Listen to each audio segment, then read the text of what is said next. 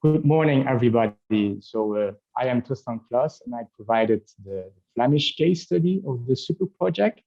And I want to talk about the sense and the nonsense of structured planning for the preservation of open space in Flanders. And for that, I first want to show you the institutional context in which Flemish planners operate. So since 1962, we have a legal framework for national land use plans that allocated land uses to every square meter of land of the Flemish territory. And these plans have been influenced by an ideology of progress, but also a rush on allotment permits and massive lobbying activities. And these plans still serve today for 80% of the territory as a legal framework for the granting of building permits. Now, what was the problem around the 80s is that there was a big need for at least 400,000 additional homes, and the land use plans had allocated a lot of residential areas, but not always in the places that were desired for more land take. At the same time, people were fleeing the city in search of greenery and clean air, which resulted in a daily land take of around 12 hectares a day. Now, also the enormous impact of that was clear already, especially back then. There was a problem with massive traffic jams because of these dispersed housing. Also, the instruments at that time were too centralistic and static to solve this issue.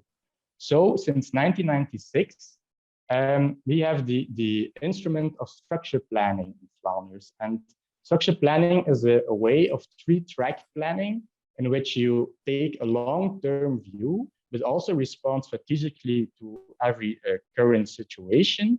And also participation with the citizens is an important part of it.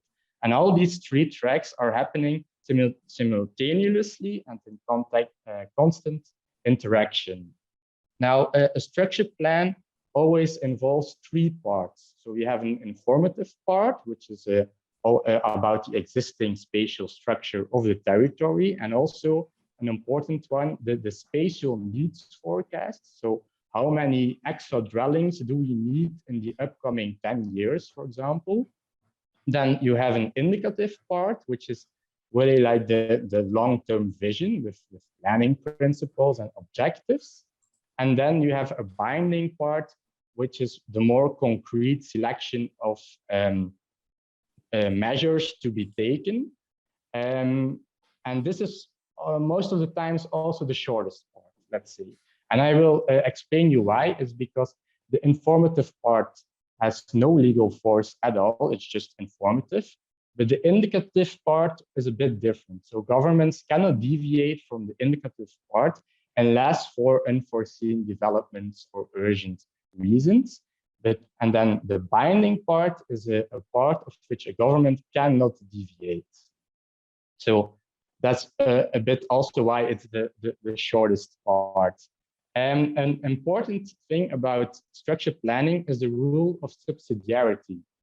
So it's so that in subsidiarity that measures should always be taken at the lowest level possible. So higher authorities should only be granted powers which lower authorities are unable to exercise. And this gets expressed in structured planning by the spatial structure plan for Flanders, so for the whole region.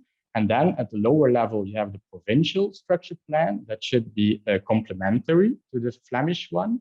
And then one step down, you have the municipal spatial structure plans. Now, these plans are all supposed to be implemented as well. So I told you before, the regional land use plans had allocated a lot of residential areas, and these needed to be somehow fixed, to be altered. And this had to be done by implementation plans, and implementation plans were to be followed by the structure plan. So you had the regional implementation plans according to the regional structure plans, the provincial implementation plans, and the municipal. And these implementation plans gave new land uses, so designated new uses to land on which building permits could be granted again. Now, a thing about subsidiarity is that they really tried, the Flemish government tried to convince municipalities and provinces to make a structure plan by giving them or granting them extra powers. So before 1999, mayors and aldermen always needed approval from the Flemish level before they could grant building permits. But today they have this autonomy on this own, provided that they have an approved municipal spatial structure plan. And as well for the provinces, they got new planning competences, provided that they had a structure plan. Now I want to show you how this plan could look like. First of all, so you have the spatial structure plan Flanders, and they provided the goal of deconcentrated clustering of the growth of living, working, and other social functions. So back then, there was an existing ratio of 60% of housing in urban areas and 40% in rural areas. And the goal of the structure plan was to maintain that ratio. And for that, they made a selection of 13 urban areas, 44 small town areas, and some ambitions concerning national and agricultural structure. So as I told you, within the rule of subsidiarity, also the Flemish level, the regional level, provided the implementation plans for the demarcation of metropolitan areas.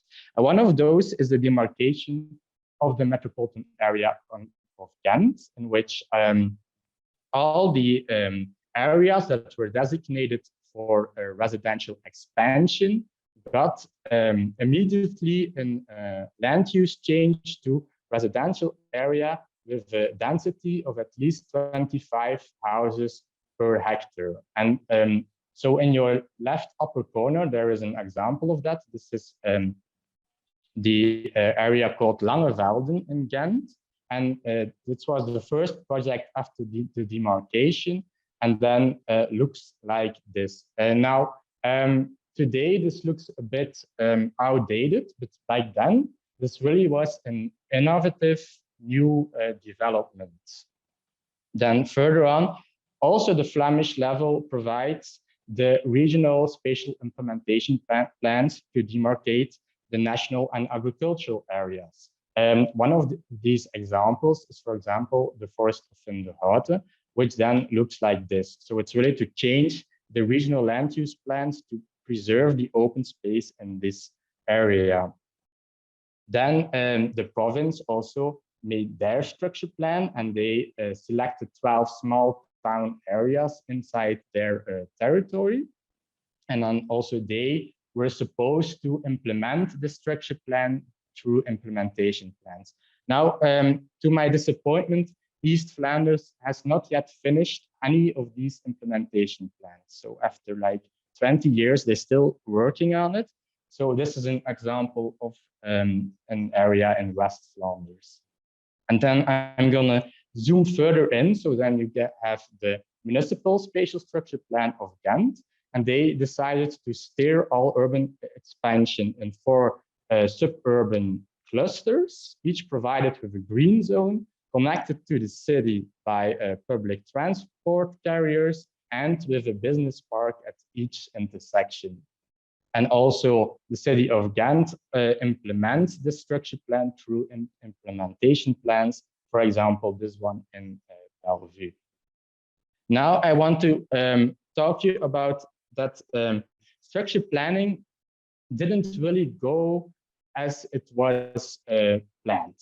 So what was planned, for example, in the demarcation of Ghent is that all urban expansion happened inside this demarcation, but that also outside of that demarcation, open space was to be preserved, to be protected. And this didn't really go like that. And why is that? First of all, it's because preserving open space can be expensive. So if a local government wants to change a land use designation, they are supposed to pay planning rights. So they have to pay the owner of this area a kind of compensation for that. Another thing is that a lot of municipalities want to attract also additional tax-paying residents and companies, which is difficult if you have to preserve your open space. Another thing in Flanders are the rules to deviate, or the opportunities to deviate from land use regulations. For example, in Flanders, we have the possibilities to change the use of constructions to uses they are not allocated for. You can, for example, use a farm as another kind of company, or for storage, or you can just live in there. So it gives a kind of silent suburbanization in agricultural areas. Then combine it with the fundamental rights for constructions with a use they are not allocated for, you can even rebuild a whole farm to, for example, a big villa right in the middle of an agricultural area. And even if that wasn't enough, we have since 2009 in Flanders the completion rule, which gives the opportunity to owners to build an extra dwelling against their house, which is already in a house not designated for housing, to finish their blind facade, it's called. Now, to sum up, the sense of structured planning is that it gave a long-term vision across several legislatures. So not anymore for the 6 years that the mayor or alderman is seated. It also supplied sufficient business sites in urban areas, which made people return to the city. It slowed down land take from 12 to 6 hectares today. Now, experts are not sure yet how this really went through, but I would say it's mostly because of the compulsory residential area studies that had to be done by municipalities. There was also a growing interest in sustainable and economical use of space and a better cooperation between municipalities. Then the nonsense of structured planning. The first 3 of these I already explained. Now, there was also no direct link between a structure plan and permit policy. So to go to a permit policy, you always needed a land use designation, so an implementation plan or the regional land use plans. And this combined with an insufficient incentive to draw up these implementation plans made it difficult to preserve open space. Also, the densities imposed by the structure plans were quite low. The demarcation of urban areas then were very wide. Structure planning said nothing about social housing, and subsidiarity was not always applied consistently. Now, what does the future hold in Flanders? The Flemish government decided to retain the system of implementation plans, but instead of structure planning, they started policy planning. And policy planning is a more flexible way of strategic planning in that sense that you also take a long-term view, but you work with some kind of policy frameworks which can be changed over time. Now, another thing is that the Flemish government announced to reach no net land take by 2040 already, but they did not yet adopt the necessary regulations to do so, resulting in still a daily land take fluctuating around 6 hectares a day. So that's it. Thank you very much.